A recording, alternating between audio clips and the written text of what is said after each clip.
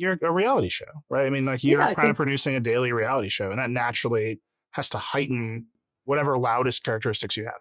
I don't know about that. I'll explain. Okay, this isn't the Ask GaryVee show, but I will be asking Gary Vaynerchuk a lot of questions because this is Decoder. I'm Nilay Patel, editor-in-chief of The Verge, and Decoder is my podcast about big ideas and other problems. Now, if you've spent more than 2 minutes on social media, you have come across Gary Vaynerchuk. There's a secret that you don't know about decisions. You might have seen him giving a speech to a big crowd, The way you get better at anything in the world is practice. haggling at garage sales, How much are the stuffed animals? 50 cents. Good. or delivering life lessons to strangers. There's no such thing as too much self-awareness. There's such a thing as too much judgment on oneself. And somehow, he's being filmed all the time. And then there's a little tiny room these days, though it's been a big chapter of the last decade, of the GaryVee of it all, right? Yeah. You know, all my content. By the way, Gary was pointing, it's his own video crew is shooting him as we shoot on the show, which is wild, and I cannot wait to ask you about that aspect of your life. And for years, I have wondered, is this a character named GaryVee, or is this the real Gary Vaynerchuk? And the answer is pretty hard to tease out because so much of Gary's content is about entrepreneurship. He's the CEO of the VaynerMedia ad agency. He co-founded Resi, which he sold to American Express, and he co-founded Empathy Wines, which he sold in 2020. The list of things Gary does is endless. He's a best-selling author, he's an NFT hustler, he's a content impresario, and he's an ad agency executive. He does so many things, and his message is relentlessly positive. So I wanted to know, what's real Gary Vaynerchuk like? How does he make decisions? How does he manage all of these businesses? What does he delegate? And most of all, who is the real Gary Vaynerchuk? Here we go. Gary Vaynerchuk, also known as GaryVee, head of VaynerX, the advertising holding agency, YouTuber. You have a lot of things. Welcome to Decoder. Thanks for having me. Decoder is a show about structure and process and decision making, and you have the most of that from what I can tell. You just have a lot going on. Let's start at the very beginning. How are your companies structured? How does that work? VaynerX that you just mentioned that a lot of people don't know about, you know, they see the GaryVee of it all, but they don't realize that there's an 1,1600 person global company. VaynerX, the main company is VaynerMedia, the company I started in 2009 with my brother AJ. That's the advertising agency. That's the Mad Men, Madison Avenue thing. And then the next biggest companies in VaynerX are the Gallery Media Group, which houses purewow.com and 137 PM. So that's publishing. There's Vayner3, which is an innovation strategy company, AI, blockchain, VR, QR. That's more like a Bain and McKinsey company. Avery runs that. That's going well. Vayner Speakers, a speaking bureau. Zach runs that. Then there's VeeFriends. I've always wanted to buy a intellectual property. So I used to think I was going to buy the Flintstones or Gumby or the Smurfs. The NFT thing came. I'm like, wait a minute. This is a place to launch it. I launched VeeFriends a couple of years ago. So that's my intellectual property business grounded in blockchain, but also expanded to the real world. VCon, my big conference that's coming up, is part of that. And then there's a little tiny room these days, though it's been a big chapter of the last decade, of the GaryVee of it all, right? Yeah. You know, all my content. I'm really not public speaking anymore. I am writing a new book, but it's taken me a little while with how busy I am and all the content creation, the podcast. So yeah, busy. So you mentioned VaynerX, 1,600 people. That's the big holding company. That's got the ad agency and a bunch of other stuff.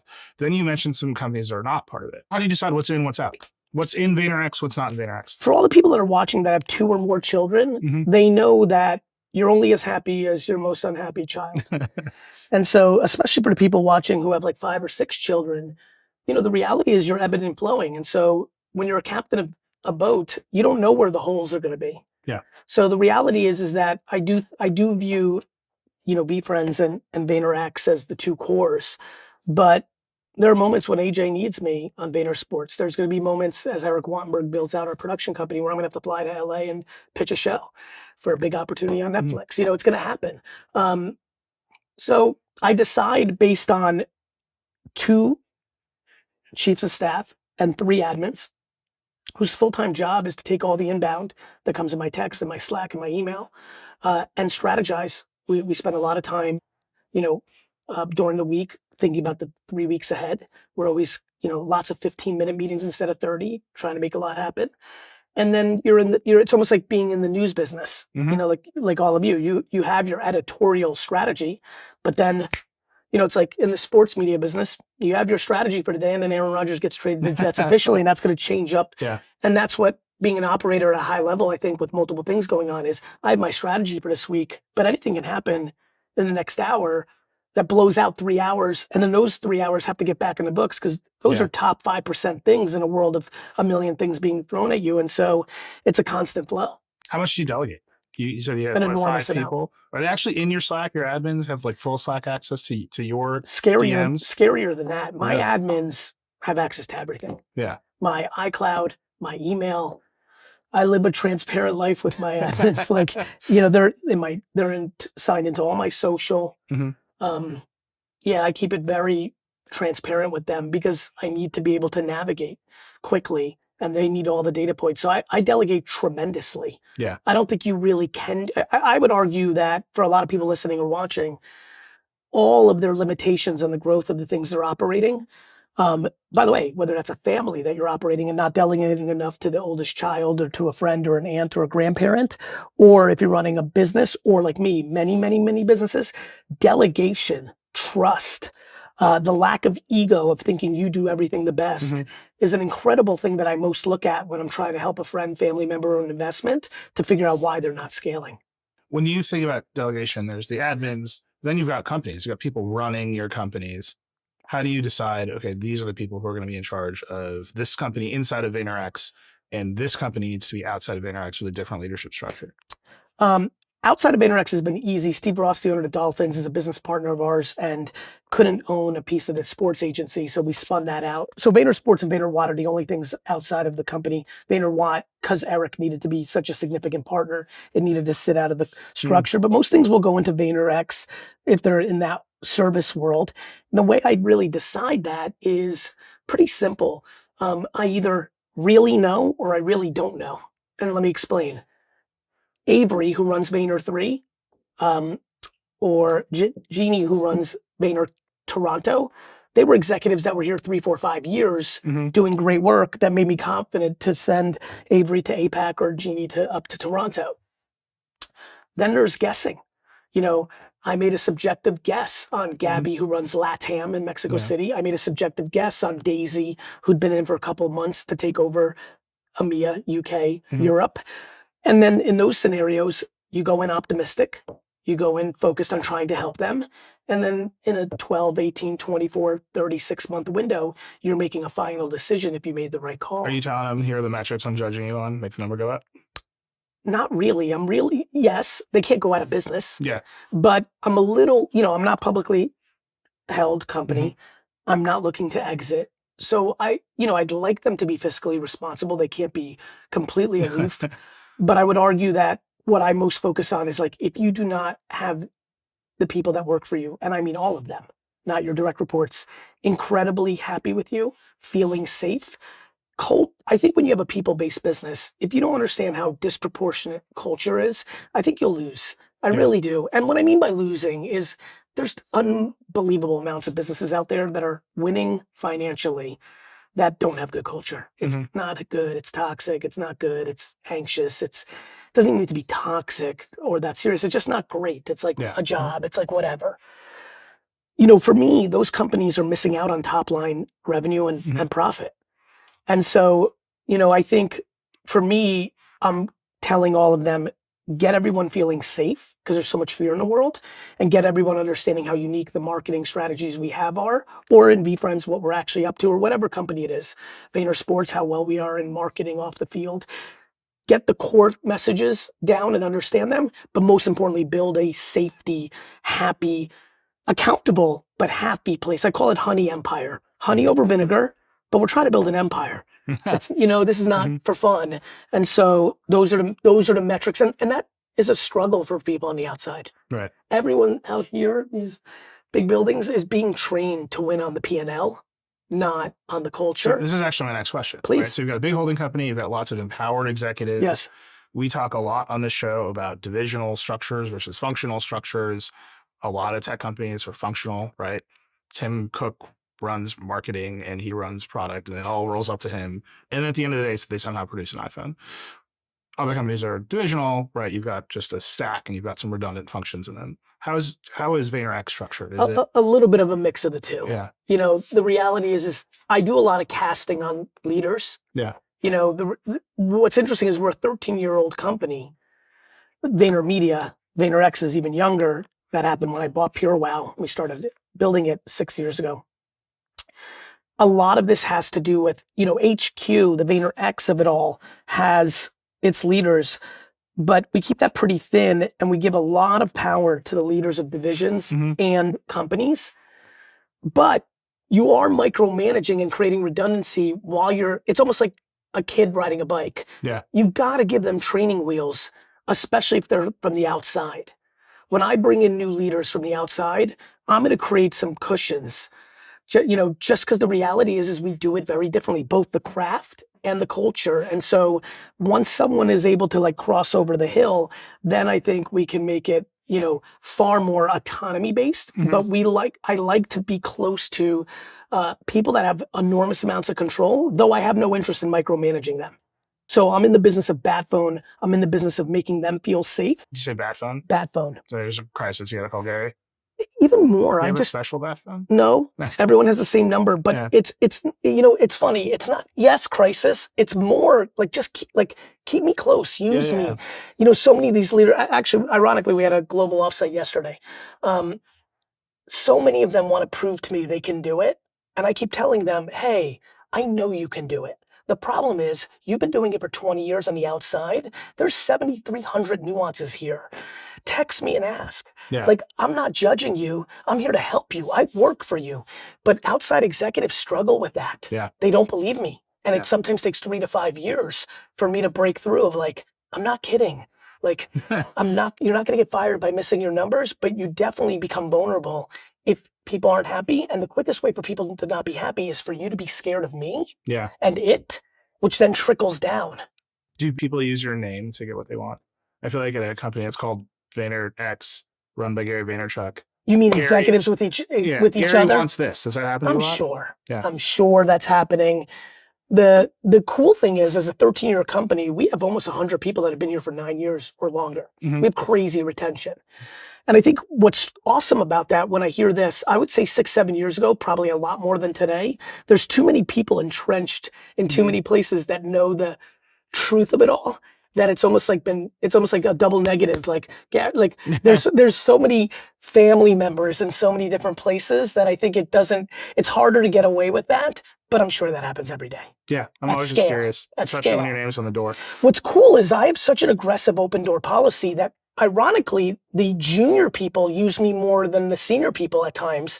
And so a lot of people are comfortable, even like a year in, only meeting with me once, but based on everything that they know, to email me and be like, hey, my boss's boss said this. Is this true? And I'm like, no, or yes. Like, you know, I couldn't encourage leaders that are listening here more on finding as many 5 and 10 minute slots to say hello to a new employee.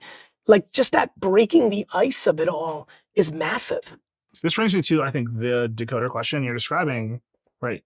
This process you have where you make big long-term strategy, you have a vision, and then you're very reactive to things that are happening to you, incoming information all day long. How do you make decisions?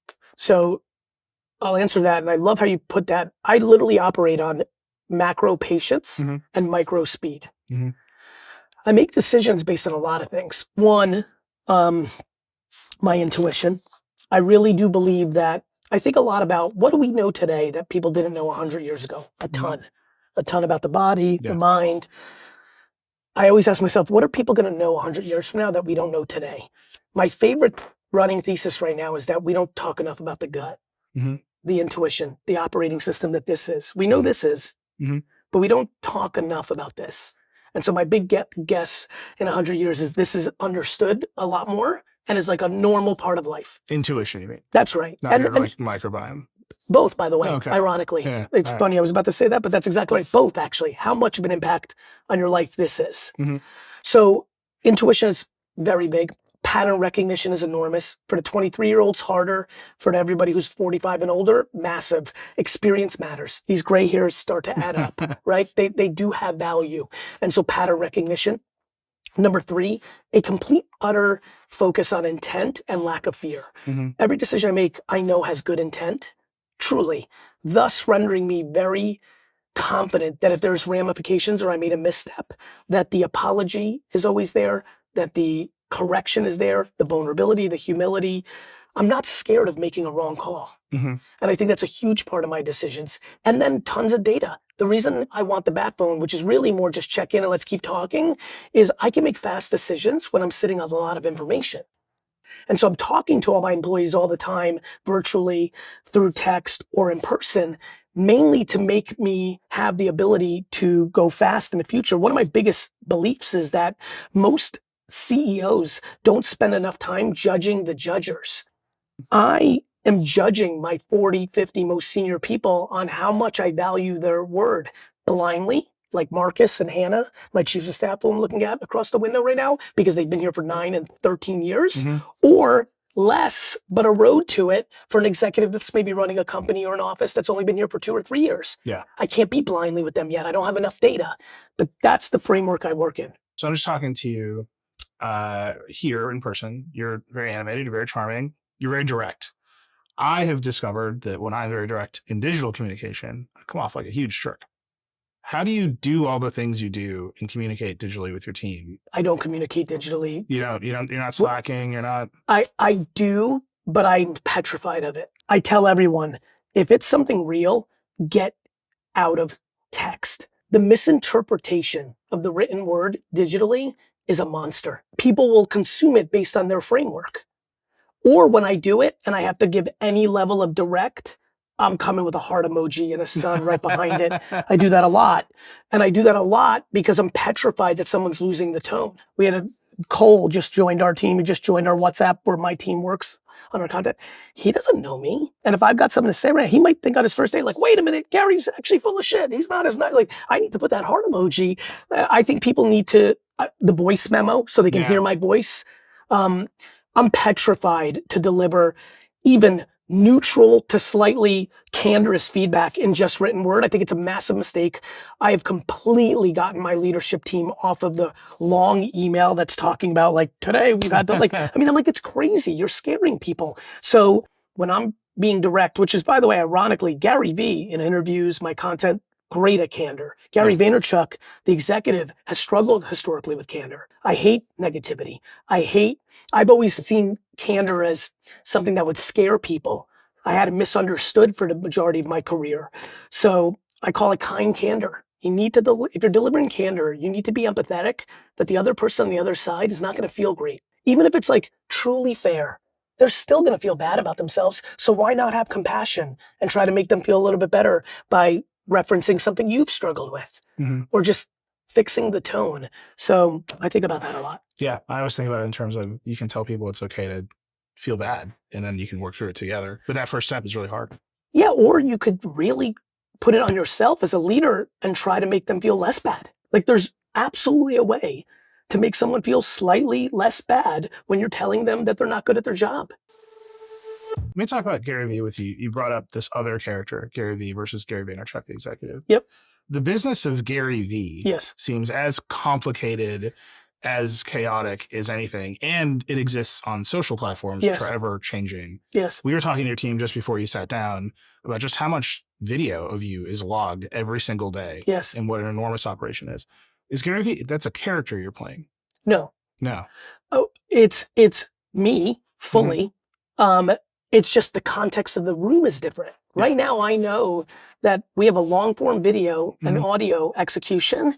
And I do believe that being slightly entertained or engaged, and this was something I did subconsciously when I first started speaking. I have intuitive understanding that you're more likely to get your message across if people actually pay attention. Yeah, fair enough. Right? So no, there's nothing that I've ever put out on the internet that is shtick or fake. It's just that the context is different. If I'm having a company offsite that's trying to navigate a $350 million a year business, you can imagine with 15 people, that's going to be a very different tone and tenor yesterday than me doing a podcast on one of my favorite media platforms out there. Yeah. Like, I'm just going to be more excited. I know that somebody's running on the treadmill right now, walking their dog, driving in their car, and I want them to continue to hear the words. And if it's like super serious and mundane, that might not be the energy you're looking for. I'm also aware that my energy might be too much for someone. This is like too hyper, and that's okay.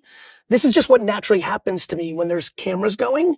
And so, no, it's not character life. It's just a slightly more animated version of myself. Yeah. Given that I get more excited when I think there's more people involved. But when you have this many people following around with cameras, logging everything you say, ingesting it into what sounds like a very impressive Airtable system. I'm very jealous of it.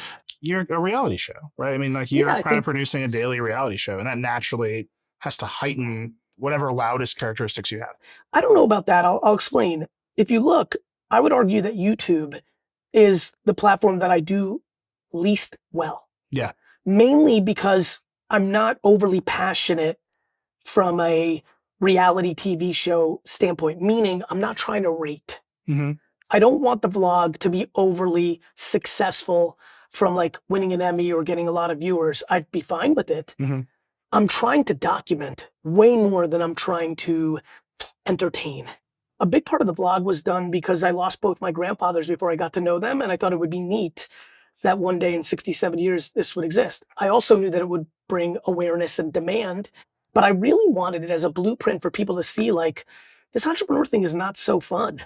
Like, it's not as easy as, it's not cool as it's become. And so, for example, there's nothing that I do day to day that has anything to do with the vlog. Yeah. It's just a documenting framework. Well, I gotta ask you, do you ever turn it off? Yeah. When you think about the image you put out into the universe, I watch your TikToks. I love your TikToks. You're always talking to an audience. Yes. Right. It always seems like you're addressing some room. Yes. That's the majority of your content. Your audience does not see that you're just walking on the treadmill and you're happy, that it's sunny outside, or that you're quiet with your family. You have a very particular kind of image. Do you worry that you're leading people to believe that you're always on and that they should themselves always be on? No, I don't worry about that at all. I think, for example, I think people find what they're looking for. Mm-hmm. Like I've been very aggressive of like, I don't want to share my personal life. I have tons of challenges. I speak about vulnerabilities. I'm a public figure. People know about my stuff. Like, no, I really don't. I understand the question. Yeah.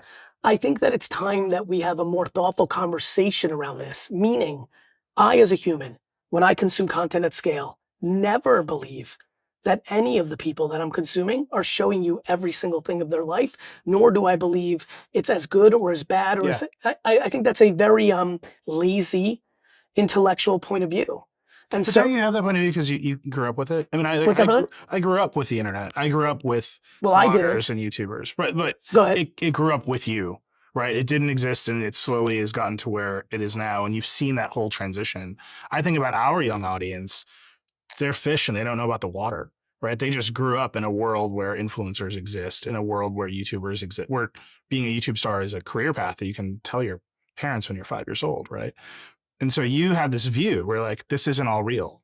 And you're making the reality show. All of us are making the reality show. And you have an audience that doesn't know that it's a show.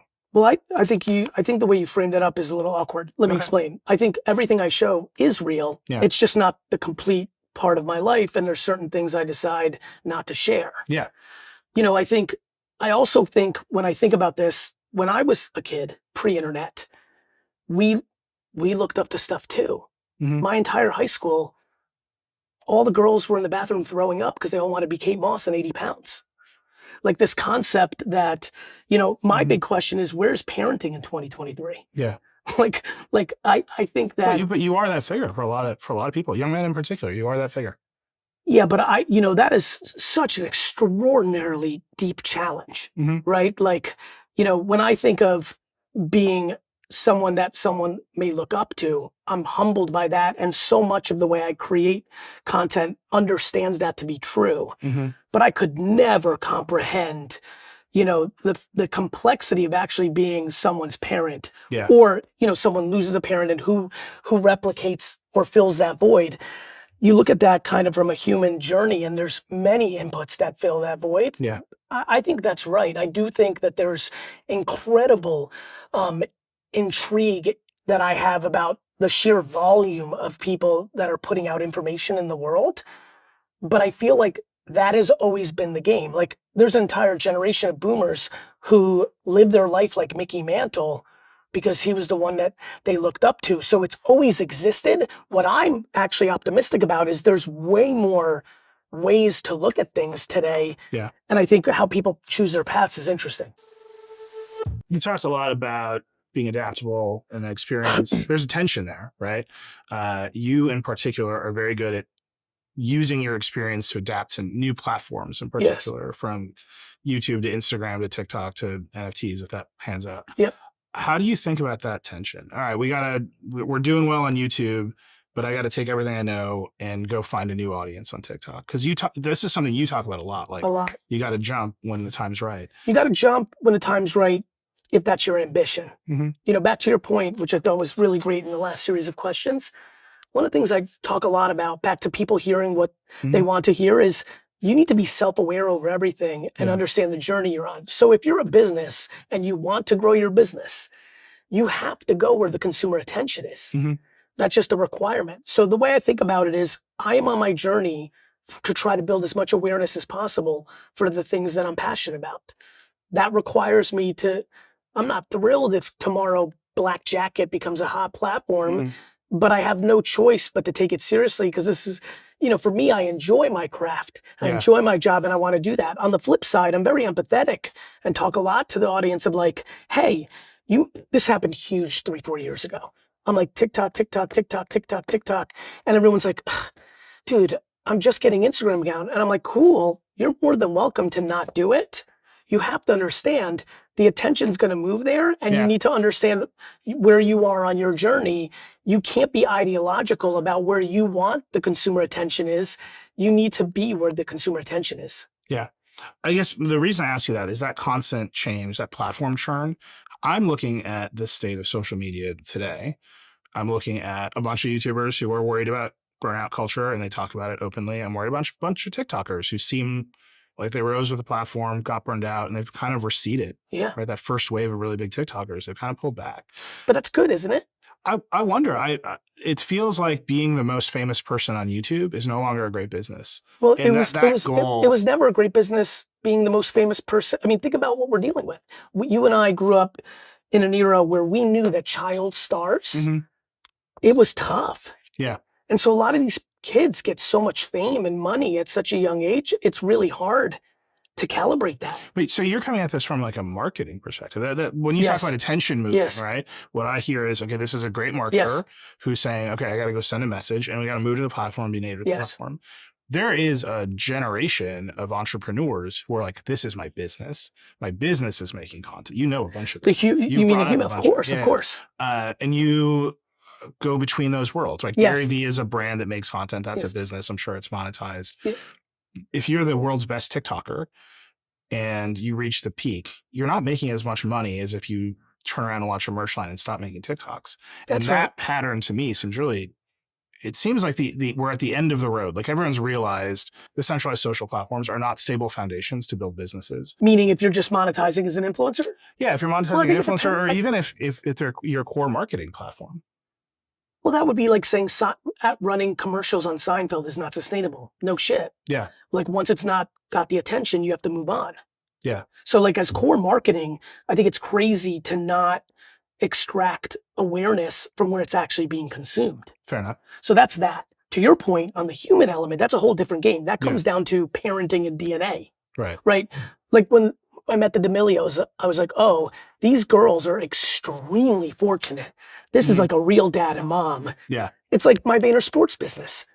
You know, do you know how many athletes grow up with nothing and then sign big contracts? And the ones that have self-awareness and stability do incredibly well with their money and their life. And the ones that don't become quite vulnerable. To your point, when you're a business, it's easier to move ebb and flow. When you're a human, there's going to be a natural time where you can't deal with the negative comments, the workload. But I view that more like the way we looked at like the Madonnas and Michael Jacksons and all those people in the 80s, which is, I think you'll see them ebb and flow. It was funny, I was listening to a Bruno Mars song this morning and like, it was just in rotation on my Alexa. And I was like, where is Bruno Mars? Like he right now, and I was thinking, I'm like, oh, he's probably like chilling right now and like decompressing from World Tour and all that fame. We've seen every single famous person over the last 40, 50 years. It's impossible to stay white hot forever because you're a human and you need to take a break. Yeah. I mean, I did 5 years of a wine show every day from 2006 to 2011 and was like really out and about and going. And then in 2011, from 2011 to 14, I made very little content building the foundation of this business. A, because this business was an opportunity, but B, because I was like, I don't want to make wine content every day. Yeah. My daily vlog, I did it every day for 3-4 years, filmed everything. The team will tell you right now with their head nods, we've been getting back into it. I don't want to film half the stuff because I'm out of because I'm out of rotation. Yeah. I'm like in this place, and I think every human should be comfortable when they want to go for it. When they don't, they're going to be hot at certain times. They're not going to be hot. And what I mean by that is they themselves, they're going to be into it at times. They're not going to be into it at times. And I think the influencer business, I think is incredibly sustainable. I just don't think it's sustainable for every person every minute. And to your point, some of them have other entrepreneurial capabilities. But that seems like the path out, right? It seems like once you find your way out to Prime, right, or whatever. Yeah, but how many people are going to be able to be Emma Chamberlain, Logan Paul, and you know, and Mr. Beast? Yeah. Right. Like there's a lot of brands that have been started by a lot of people. Like, you know, when I did Empathy Wines years ago as a DTC brand, I knew that I could do it because I was an operator. A lot of these people are not actual operators or won't find a partner operator that's good. Yeah. And so I think that it's a and conversation, not an or. I think there'll be plenty of people that will continue to be a personal brand in perpetuity, just like there are celebrities who get paid to be celebrities in perpetuity. To your point, some of those celebrities, Jessica Alba, some of those celebrities, Reese Witherspoon, Ashton Kutcher, had DNA, Ryan Reynolds, Kevin Hart, The Rock. So I think it's going to be and for some people, but I do think the long tail of influencer is a sustainable business model. But to your point,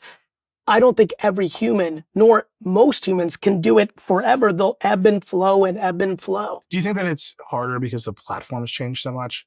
I think it's easier. You think it's easier to go? Well, what did we do? If you're ebbing and flowing in one of your middle of your down period, everyone's attention moves from YouTube to YouTube Shorts. What about when you ebbed and flow as John Travolta, and then people decided they didn't want to give you a chance again? He was out of the game for 15 years. But I mean, his business was selling acting services, right? If you're an influencer and you're making branded integrations with your YouTube videos, and suddenly that market disappears because all the attention's on TikTok. But it doesn't. The core of your business is going away. But you know, you're speaking to a world that I don't think exists. Okay. Let's talk it through. Yeah, no, I think it's great. Yeah. Let's talk about it. In the last, what are we in 2023? In the last 17 years, how many of the biggest platforms have disappeared off the face of the earth? Vine, which was only 9 months old. Yeah. Right? Dear Sweet Vine. I know, it was so fun. A lot of these people came from that. That really, actually, if you look at Vine, I think Vine will be historically looked at very interestingly because it's what started short form video at that level. But if you really look at the last 17 years, YouTube, Facebook, Twitter, right? Instagram, Snapchat, TikTok, it's not like they've disappeared. But it seems like the users are like thinking about what's next, right? Like they're the business. Either way, you're correct. We've rarely seen platforms disappear. I think we have seen them lose relevance, right? And in particular, I think the mid-form YouTube video, the vlog, is like, it used to be the gold standard. It's what everyone wanted to build. And now everyone wants to build TikToks instead. So I think, look, it's different for every person. I think the old media landscape was much harder to navigate because you had to be chosen by humans subjectively. And now with these platforms, they're empty pipes. And you as a human decide if you want to enter, if you want to be good at it, if you don't, ebb and flow, in and out. And I think that that's good as long as the human is self-aware and doing the right things by themselves. How do you bring this all to your clients? Again, we're sitting at VaynerX. The biggest company is VaynerMedia. It's the ad agency. Yes. A lot of the clients now, the internet is not a foreign concept. Right. And platforms are not a foreign concept. When you started, it was, right? Yes. This is a very new pitch that you're making. Now there are other great ad agencies that are native to the space. What's your pitch? How do you go and make business? Our point of view is that we're the best at today. We think the industry cares about yesterday. Way too much television commercials, programmatic banners, all the kind of old world. We think they're also too bullish on tomorrow. You know, even though I was very bullish and continue to be on NFTs, the macro, we had clients who wanted to build $1 million metaverses last year. And I was like, are you out of your mind? There's like 4 people in the metaverse. So they get excited about tomorrow. They're way too religious about yesterday. And our pitch is like, we're the best of today. We do the media buying and the creative, the strategy behind that creative for the 10 platforms: LinkedIn, Facebook, Twitter, Instagram, Snapchat, TikTok, Pinterest. And when we get the consumer insights out of that creative, the quant and qual data, the numbers and the comments, it allows us to have a better brief. I'm pointing to that because usually it's about that long of a brief, to then make the longer form videos that are modern day commercials. We want to make the commercials that are going to be strong on Hulu, connected TV, fast channels. And so that's our pitch. We're an ad agency that just thinks that television ads are overpriced and bad digital is overpriced and you should do today's best. And social happens to be that now. But if I started VaynerMedia in 1997, it would have been email, and then in 2000, we would have gone into search.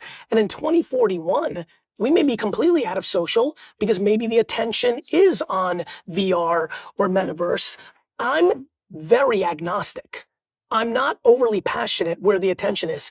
Back to the TikTok thing. Gary, what happens if TikTok's banned? I'm like, we'll go where like, I have no emotion towards Twitter or TikTok or Facebook or Instagram. What I do have emotion to, what you mentioned earlier, is as long as I'm acting in my professional life, I understand that attention matters. I'd like to understand where the best price is to get that attention. And I'd like to be good at bringing value with the videos, words, and content, because I know that that always will work for the business if they're providing value. Let me ask you one question about attention, and I want to end with NFTs. You talk about attention like a commodity, like you can price it and sell it. It's pretty ruthless, actually. Like from a business sense, you're talking about like you're trading oil or gold or something. I am a news person. I think about attention in a very different way. I watched one of your TikToks the other day. You were telling people how to make great content. And you're like, if you got a thought, just Google it, find an article, green screen yourself in front of the article. This is how you can capture attention on TikTok. And I thought, one, that's brilliant. I told our team to start doing that with articles. And then two, I thought, this is the scariest shit I ever heard. Because now we're trading on other people's trust that there's a news article, but we're just doing it to harvest attention. Well, that's what that ruthless side of it, where we're just harvesting attention. I feel like there's a danger there. Well, I think that's what the news does. Do you feel like you have a responsibility to use the attention you harness positively, constructively? Because if you're pretty ruthless, there are other people who don't feel that way, right? Who are just after it for traffic, who are just after it for clicks, who are just after it for attention.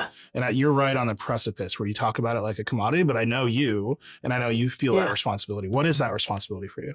I want to be historically correct. I want to feel good when I put my head on the pillow. I want to talk about the things I'm passionate about. I don't need to make my money. I don't monetize that attention directly the way media does.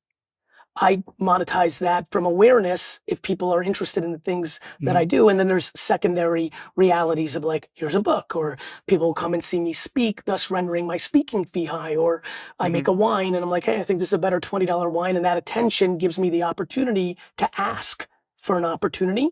So I do think attention is the most important commodity in the world. I don't think of it like, I bought it for $1 and sold it for $1 I think of it as like, when you have your children before they're 18, that attention is everything in the framing of how they're going to live their life. And you better take advantage of the attention. When you're a business person, if you can get attention, you get a chance to tell people about your products and services. It doesn't mean they're going to buy it. I actually think one of the biggest issues of people who go patient with attention is they expect people to buy stuff from them after they've done a good job by getting the attention in a good way. And I always tell them, you're not entitled to them buying anything. You're entitled to getting a chance for them to know about it. So that's how I think about it. Let's end with VeeFriends. VeeFriends is maybe the ultimate example of you have a lot of attention on yourself. And you sold a product to consumers in a way that, apart from the wine, I don't think you've sold a lot of products. Those are the two moves. Sneakers a little bit, books a little bit. And I hear you on you've always wanted to have IP, so you found a technological opening to create an IP franchise. NFTs were pretty weird in that moment, right? They were pretty bubbly. People were buying them way too high. Yes. The market has crashed. Yes. Do you have any regrets about that whole situation?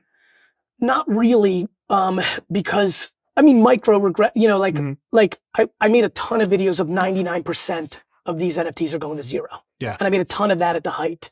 So that's why I'm able to answer not really, because I was talking about it in a very macro way. The other thing was, it was important for me to make my NFTs be a part of something that was physical.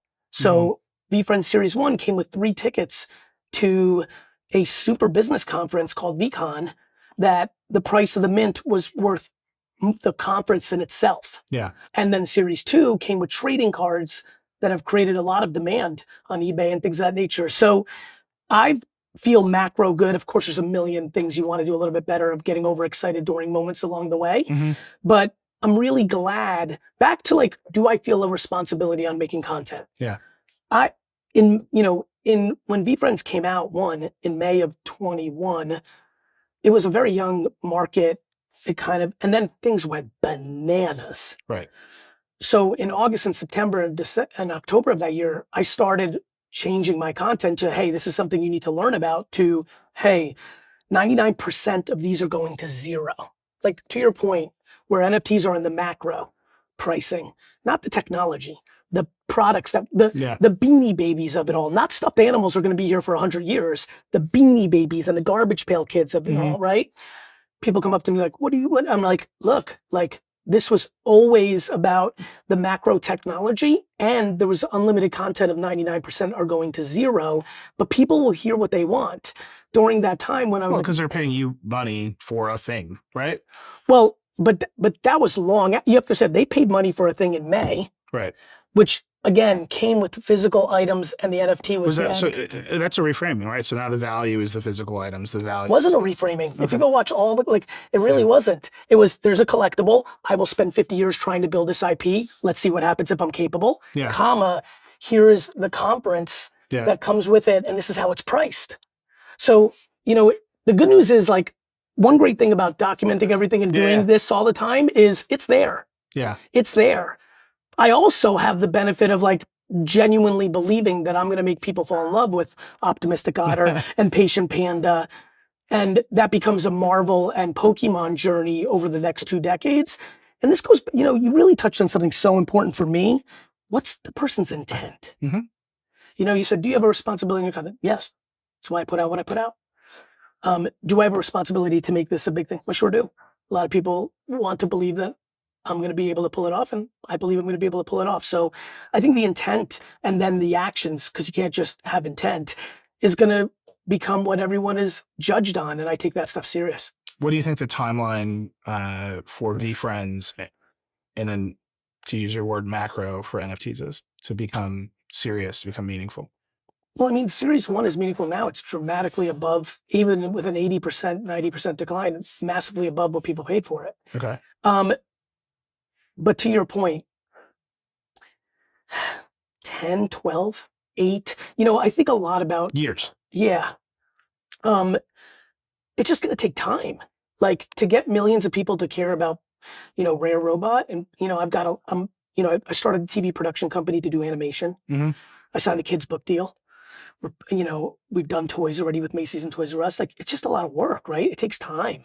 You know, but, you know, I think what's cool about NFTs is when you bring utility in the smart contract, that was always what gave me peace of mind. To your point, empathy, selling wine, peace of mind. When you're selling $40 wine for $20, people are going to like it. VeeFriends, what gave me peace of mind was the collectible cards, the access, and then the super conference. And then the access that comes along the way, like different mini events, Burn Island, all these, you know, I'm working on it every day. So, you know, meaningful comes in a lot of different ways. For a far majority of the audience, it's already been ROI meaningful, and now the collectible sits there as a added value. For others, to your point, that maybe bought it at higher prices when all the hype, I still got a lot of work for them probably to be fulfilled, because they didn't buy at the mint price. Yeah. And so, you know, that's something I need to work on forever. I guess I'm at meaningful in the sense that it's an NFT, but NFTs are the technology that enabled you to introduce the IP. You mean the macro NFT? Got it. Right. But the idea that we're out there buying and selling NFT collectibles is not a mainstream idea, right? It was a very bubbly idea, but it's far from mainstream. When do you think it goes mainstream? 10 to 12. I 10 think to that's, 12? yeah, because they're going to be about utilities. It's more like, Mhm. you know, one of the analogies I used all the time was ticket stubs. Yeah. Like you go on eBay right now, you will hit the ground. Every Fish concert, every sporting event, like just unlimited ticket stubs. Similar with NFTs, I think all tickets to Madison Square Garden over there in a decade are going to be NFTs. And then to me, nothing changes the way people collect. Like the reason I thought 99% would go to zero is because 99% of sports cards are zero. 99% of comic books are zero. The 1% get real interesting. Jordan rookie, Spider-Man #1.